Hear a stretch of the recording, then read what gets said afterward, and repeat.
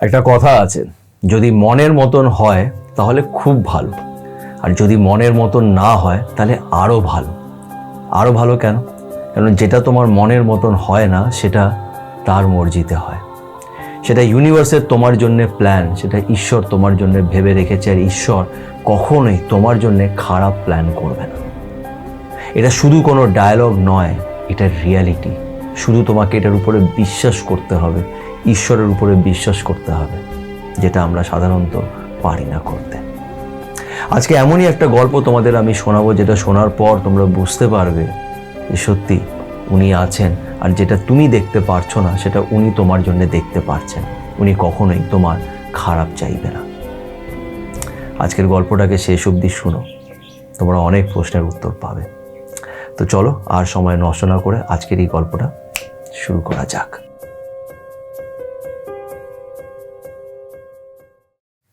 দেখো, একটা জিনিস যেটা আমি নিজের লাইফে রিয়েলাইজ করেছি, আর যেটা আমি এখন নিজের লাইফে সবসময় ফলো করি, সেটা হচ্ছে অ্যাকসেপ্টেন্স। যেটা তোমার সাথে হচ্ছে সেটাকে অ্যাকসেপ্ট করা শেখো। কষ্ট হয়, কষ্ট তো হবেই, কেন কি কষ্ট না হলে তুমি শিখবে না। আমরা কষ্টের থেকে পালানোর চেষ্টা করি, আমরা নিজের কমফর্ট জোনের ভেতরে থাকার চেষ্টা করি, কিন্তু কমফর্ট জোনের ভেতরে থাকলে মানুষ কখনোই শিখতে পারে না। আমি বিশ্বাস করি যে কমফর্ট জোনের ওই পারেই লাইফ শুরু হয়। তো বিষয়টা হচ্ছে কি বলতো, যে যেটাই তোমার সাথে হচ্ছে সেটাকে অ্যাকসেপ্ট করো আর তার উপরে বিশ্বাসটা রাখো। কেন কি, যেটা তুমি দেখতে পারছো না উনি কিন্তু দেখতে পারছেন। আমরা সবসময় নিজের কাছের জিনিসগুলোকে দেখতে পারি, কাছের প্রবলেমসগুলোকে দেখতে পারি, যে আমার এখন কষ্ট হচ্ছে, ও আমাকে ছেড়ে দিয়ে চলে গেছে, আমার কষ্ট হচ্ছে, ওকে ছাড়া আমি কি করে বাঁচবো। কিন্তু লাইফ পাল্টাতে শুধু একটা রাত জাস্ট এনাফ।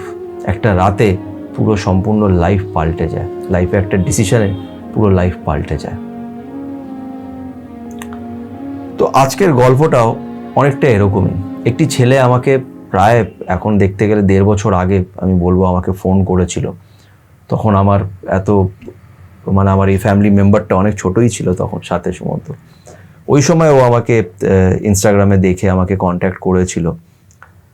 তো ছেলেটি তখন খুব কষ্ট হয়েছিল, খুব কান্নাকাটি করছিল, কারণ ছেলেটা আমাকে বলছিল, দাদা জীবনেও কখনো প্রেম করিনি, মা, ছেলেটার বাবা নেই, মা আছে, তো মা বলছিল বিয়ে কর বিয়ে কর, বয়স হচ্ছে 32 বছর হয়ে গেছিল বয়স, যে এবার একটা বিয়ে কর, বাড়িতে একটা বউ আন। তো সেরকম করতে করতে করতে একজনের সাথে একটা সাইটের থ্রু পরিচয় হয়, একটা মেয়ের সাথে পরিচয় হয়। তো তারা একে অপরের সাথে 2-3 মাস ডেট করে। ডেট করার পর তাদের একে অপরকে ভালো লাগে, তো তারা একে অপরের ফ্যামিলিকে জানায়, নিজের ফ্যামিলিকে সেটা বলে যে আমি কে ভালোবাসি, মানে পছন্দ হয়েছে আর কি, মানে কাইন্ড অফ বলতে পারো অ্যারেঞ্জ ম্যারেজের দিকেই যাচ্ছে, অ্যারেঞ্জ কাম লাভ যেটা আমরা বলি।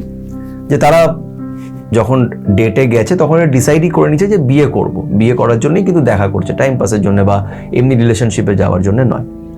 তো দুজন একে অপরের সাথে 2-3 মাস ডেট করে, দেন ওরা নিজের ফ্যামিলিকে জানায়, ফ্যামিলির মধ্যে কথাবার্তাও হয়। তো ছেলেটা বলে যে দাদা আমি ওর সাথে, যেহেতু এর আগে আমি কোনো সময় কোনো রিলেশনশিপে ছিলাম না, এরকম কোনো মেয়ে বন্ধু অ্যাজ সাচ আমার ছিল না, আমি ওর সাথে অনেকটাই অ্যাটাচড হয়ে যাই, আমি ওকে ভালোবাসতে লাগি, আমি ওকে খুবই ভালোবেসে ফেলি। ওর জন্য হয়তো ওটা একটা অ্যারেঞ্জের মতনই ছিল, যে আমার সাথে আমাকে দেখছে, জানছে, বোঝার চেষ্টা করছে, কিন্তু আমি বলতে পারো যে ওর প্রেমে পড়ে গেছিলাম। এবার বিষয়টা যে বিয়েরও কথাবার্তা হয়ে গেল, ওর বাড়ির লোকেরও একটা গ্রিন সিগন্যালই দিল, বললো ঠিক আছে ছেলে তো আমাদের পছন্দ, তো এটা নিয়ে আমরা এগোতে পারি। কিন্তু হঠাৎ করেই কি হলো, বলছে দাদা আমি জানি না যে কি হলো না হলো, আমি অন্য একজনের সোর্সের থ্রু আমি এটা জানতে পারলাম যে ওর মা বাবারা আরেকটা ছেলেও দেখছে, মানে অন্য ছেলেও দেখছে। মানে আমাকে দেখার পরেও, যেখানে মেয়েটা বাড়িতে বলে দিয়েছে যে এই ছেলেটাকে আমার পছন্দ, মানে ওকে আমি অনেকবার জিজ্ঞেস করেছি, আমাকে বললো যে আমি তোমাকে পছন্দ করি, সারাদিন আমার সাথে কথা বলছে, মেসেজে কথা বলছে, কিছু কেনাকাটি করলে আমাকে নিয়ে যাচ্ছে, দেখাচ্ছে, ছবি দেখাচ্ছে, সব কিছুই করছে, কিন্তু সাইড বাই সাইড অন্য ছেলেকেও খুঁজছিল। তো আমি একদিন ওকে জিজ্ঞেস করলাম যে কি ব্যাপার, তোমরা এটা নিয়ে কিছু আর বলছো না, এগোচ্ছ না। তো তখন মেয়েটা ওকে বলছে, দেখো আমার মা বাবা একটু টাইম চাইছে, অন্য একজনকেও দেখছে, এটা ঠিকই, তো একটু টাইম দাও। তো ছেলেটা বললো, অন্য একজনকে দেখছে, তুমি তো আমাকে ওই করো, তুমি বলেইছো যে তুমি আমাকে পছন্দ করো। বললো, হ্যাঁ দেখো, আমরা তো এটা তো একটা সোশ্যাল সাইটের থ্রু আমরা দেখা করেছি, হ্যাঁ ওখানে আমাদের একটা বিয়ের কথাবার্তা নিয়ে হচ্ছে, এটা তো একটা বাচ্চাদের খেলা না, আমরা বিয়ে করতে চলেছি, তো সব কিছু দেখে শুনেই করতে হবে। তো ছেলেটা ওকে জিজ্ঞেস করলো, তুমি কি আমাকে ভালোবাসো কি বাসো না? মেয়েটা বললো, আমি তোমাকে পছন্দ করি, যেমন তুমি আমাকে পছন্দ করো আমিও করি। তখন ছেলেটা বললো, আমি পছন্দ, আমি তোমাকে ভালোবাসি, আমি তোমাকে ভালোবাসতে লেগেছি। তো মেয়েটা বলছে, দেখো সেটা তো এখন আমার কিছু করেনি, বাট আমি তোমাকে পছন্দ করি, বাট হ্যাঁ ফ্যামিলির লোক অন্য দেখছে। সেটা বলছে, তার মানে তুমি আমাকে অপশনে রেখেছো। যাই হোক, এই নিয়ে তাদের মধ্যে কথা কাটাকাটি হয়, একটু ঝামেলা হয়, প্রবলেম হয়, অ্যান্ড দেন মেয়েটা ছেলেটাকে বলে যে দেখো আপাতত এটাকে এখানেই স্টপ করো, কেন কি আমার মনে হয় না যে আমার মা বাবা খুব একটা ইন্টারেস্টেড এই ফ্যামিলিতে বিয়ে দেওয়ার জন্য। তো ছেলেটা খুব কান্নাকাটি করে, ছেলেটা বলে যে দেখো এরকম করো না, তোমার সাথে আমি এই নিয়ে 4 মাস হয়ে গেল, আমরা সাথে সাথে আছি, তোমার সাথে আমি অনেক স্বপ্ন দেখে ফেলেছি।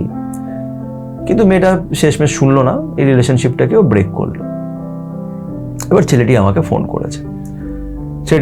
করেছে, কান্নাকাটি করছিল, বলছে দাদা আমি ওকে খুব ভালোবাসতে লেগেছি, আমি ওকে ছাড়া থাকতে পারছি না, আমি নিজে কাজে মন দিতে পারছি না, আমি এর আগে কখনো রিলেশনশিপে যাইনি, আমি ওর কষ্টটা বুঝতে পারছি।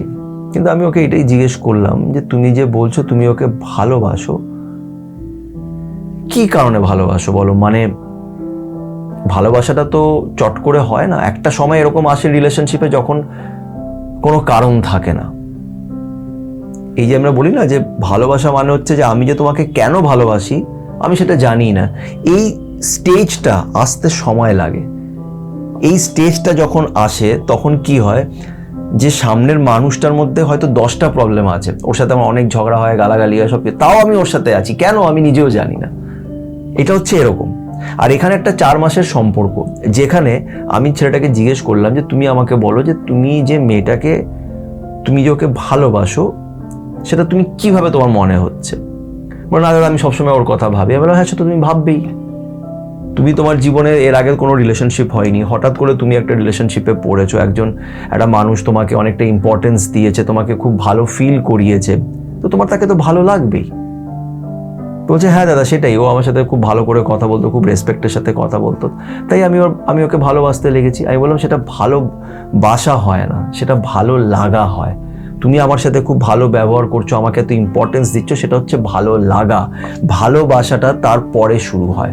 প্রথমে যেটা হয় সেটা হয় লাইকিং থেকে ভালোবাসার মাঝখানে অনেকগুলি স্টেজ থাকে। প্রথম স্টেজ, সবকিছু খুব ভালো চলে, হ্যাপি, সারাদিন আমরা ফোনে কথা বলছি, নানান রকমের মেসেজ করছি, একে অপরকে জানছি, ডেট করছি, খুব ভালো থাকে প্রথম। সেকেন্ড স্টেজটা হচ্ছে আসল স্টেজ। এই স্টেজে আমরা একে অপরের প্রবলেমসগুলোকে জানতে পারি। যেরকম মেয়েটার মনে হলো যে এই ছেলেটা আমার জন্য হয়তো ঠিক না, ও সরে গেল, ও গিভ আপ করে দিল, তাই না? তো এই সেকেন্ড স্টেজটা হচ্ছে খুব ইম্পর্টেন্ট। এই সেকেন্ড স্টেজে আমরা একে অপরের প্রবলেমসগুলো জানি, একে অপরের সাথে ঝগড়া হয়, কথা কাটাকাটি হয়, তারপরে আমরা একে অপরের সাথে থাকি, একে অপরের স্বাদটা ছেড়ে দিই না, ভেঙে দিই না। এই সেকেন্ড স্টেজটাই আস্তে আস্তে একটা রিলেশনশিপকে স্ট্রং করে। অ্যান্ড দেন থার্ড স্টেজে আমরা যাই, যেখানে গিয়ে আমরা বুঝতেই পারি না যে এই মানুষটাকে আমরা কেন ভালোবাসি, তাও সেই মানুষটার সাথেই থাকি। যে ভালোবাসবে সে সাথেই থাকবে, সে কখনো ছেড়ে দিয়ে যাবে না। আজকে ছেলেটা আমাকে বলছে মেয়েটাও আমাকে ভালোবাসতো, যদি ভালোবাসতো তাহলে ও তোমার সাথেই থাকতো।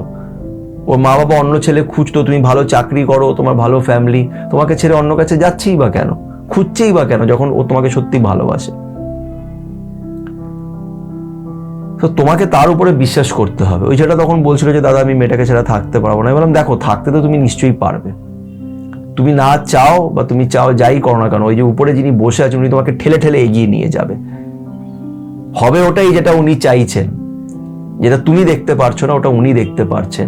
হয়তো এই মানুষটা তোমার জন্য ঠিক নয়,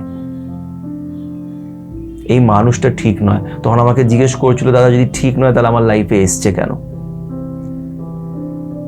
তাই না? কেন এসছে সেটার উত্তর আমি ওকে আর দিইনি, ওই আমাকে দিয়েছে কিছুদিন আগে, যার জন্য আজকে এই ভিডিওটা বানাচ্ছি। ও আমাকে এটাই ফোন করে জানাচ্ছে যে দাদা যেটা তুমি বলেছিলে সত্যিই তাই। এর আগের জীবনে কখনো প্রেম করিনি, অ্যারেঞ্জ ম্যারেজ করার কথাই ভেবেছিলাম। নিজের অফিসে একটা মেয়েকে পেয়েছি আর ওর প্রেমে পড়েছি, ও আমার প্রেমে পড়েছে, বলতে পারো যে এটা আমার প্রেম, ভালোবাসা। আমরা একে অপরকে পছন্দ করি, ও আমাকে লাইক করে, আমি ওকে লাইক করি, যেটা তুমি বলেছিলে যে প্রথমে লাইকিং হয়, তো আমি লাইকিংই বলছি, যে ওকে আমি লাইক করি, পছন্দ করি। আর আমরা এখন বিয়ের কথা ভাবছি, ওর ফ্যামিলির সাথেও কথা হয়েছে। তো এবার বলতে পারো যে আমার একটা লাভ ম্যারেজ হবে। আর ওর সাথে আমার খুব ভালো লাগে, খুব আন্ডারস্ট্যান্ডিং, আমরা একে অপরের সাথে খুব কমফোর্টেবল, আমাদের ঝগড়াও হয়, কিন্তু তারপরেও আমরা সাথে সাথে থাকি। আর ও খুব সুইট, ও খুব রেসপেক্ট দেয় আমাকে, তো আমার খুব ভালো লাগে। এবার প্রশ্নটা হচ্ছে, তাহলে ওই মেয়েটা কেন ওর জীবনে এসেছিল? সেটার উত্তরটা ও নিজেই আমাকে দিয়েছে। দাদা, ওই মেয়েটা এসে ওই যে কষ্টের মধ্যে আমি যে জিনিসগুলো শিখেছি, কেন কি আমি এটা রিয়েলাইজ করলাম যে ওই মেয়েটা যখন আমার লাইফে ছিল না, আমি ওর সামনে না ভিখিরির মতন বিহেভ করতাম। আমি তোমার সাথে কথা বলার পরেও ওর হাতে পায়ে ধরেছি, ওকে বারবার ফোন করেছি, আমাকে বলেছে যে আমাকে ডিস্টার্ব করো না, আমাকে ব্লক করেছে, আমি অন্য নম্বর দিয়ে ওকে করে নিজেকে ছোট করেছি। কিন্তু আমি একটা জিনিস রিয়েলাইজ করেছি যে ভালোবাসায় কখনো এরকম ভিক্ষে চেতে নেই, নিজের সেলফ রেসপেক্টটা ডাউন করতে নেই। আমি নিজেকে অনেক কমজোর ভাবতাম, খুব উইক ভাবতাম, কিন্তু আর না।